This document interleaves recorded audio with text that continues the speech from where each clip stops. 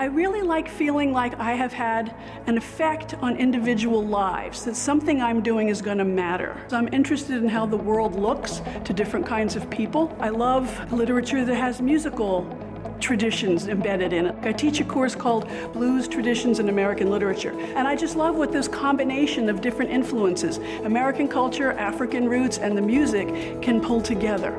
What I've learned from teaching here at Ursinus is the importance of interacting with students individually in honors papers and also in the classroom. The best part of my job is the close relationships we develop with students here on a small campus and watching them grow from freshmen to seniors who are ready to take their place in the world and accomplished people. So I get to see that process.